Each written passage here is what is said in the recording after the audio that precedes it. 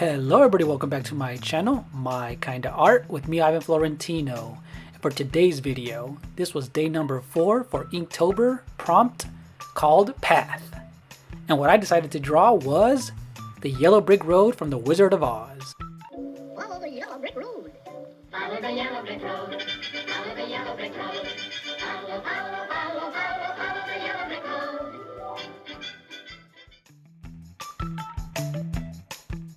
Now this is an idea that popped into my head as soon as I saw the prompt, and this is what I decided to go for. But before we get started, if you're new to my channel, please hit that like button, ring the bell, leave a comment, and let's get to it.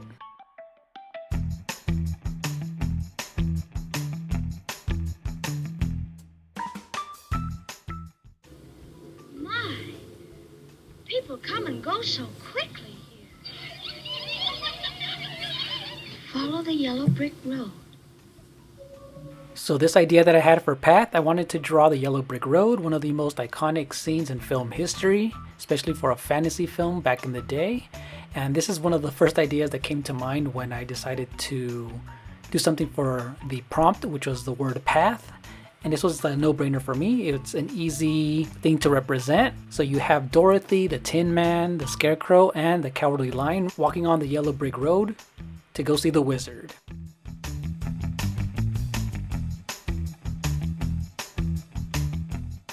And if you've been watching my live streams for these past few weekends, I've been drawing on my huge sketchbook, and this is actually a fairly small drawing, so I was kind of worried at first that I wasn't able to get enough detail in, but it actually came out pretty well. I've been using some small ink dip pens and small thin nibs, and I've been able to do those nice thin strokes, small hatching lines to get into the details. I was just very surprised that it turned out very well. I love the way that it looks. There's enough detail in the characters, the flowers, the actual brick patterns, the background, and just the entire fantasy elements.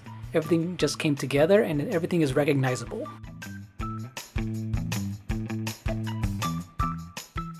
So I first started off this drawing by sketching everything out, and I love using this drafting pencil because it's only an HB in graphite, meaning that it's super light even with a lot of pressure being put on, and it's very easy to erase. As for the Higgins ink, that's what I used. I put in a few small drops in this small, like the tiniest Tupperware container that I had, and it's perfect because I was able to close it up and it won't dry out at all.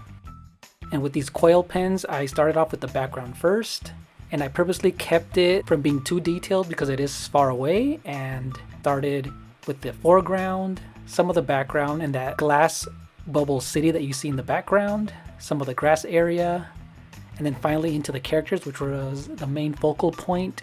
So it makes your eye move up towards the actual sketch. And then I decided to do some of the darker shadow areas with a medium-sized nib, and that kind of filled in some of those areas that really need to be solid black, just to bring everything out between the bright white paper and the middle tones, and the textures that I do create with the cross hatching and hatching in general with the coil pen. Now, one of the most iconic characters in all of film that I had to get right, I saved for last, and I went from the right to the left, starting with the Scarecrow, then the Tin Man, Dorothy, and then the Cowardly Lion. Now, one of the things that I was worried about was that there wasn't going to be enough detail in those buildings on the back that are green and black, and they had those star type of sparkles, almost like gems. But it actually turned out pretty well. I did a few of those sparkling stars here and there, and darkened some of those areas in between those domes and glass. And right where the yellow brick road turns towards the left, you can kind of see those hills that I made kind of really black. Added some reflections.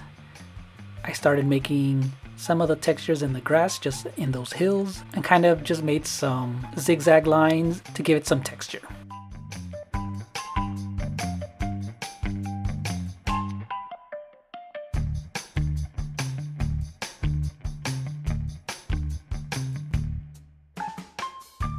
And what made it easy for me was because the characters have their backs turned away from us, most of it is in shadow, and only Dorothy and the Cowardly Lion have a bit more of the detail that I could actually put in. But I purposely made an artistic choice to leave half shadow and half with some detail on, just so we wouldn't lose their silhouettes and they wouldn't blend in so much together. And as for the yellow brick road, I did some horizontal lines here and there, and also some vertical ones just to represent some of those rectangle bricks. And also finally some of the flower textures and details on the sides. And that was it. I didn't go into so much detail because this is a tiny drawing and the suggestion of the details with the bricks is there, and I wanted every character to be recognizable at their small scale while still being true to this scene.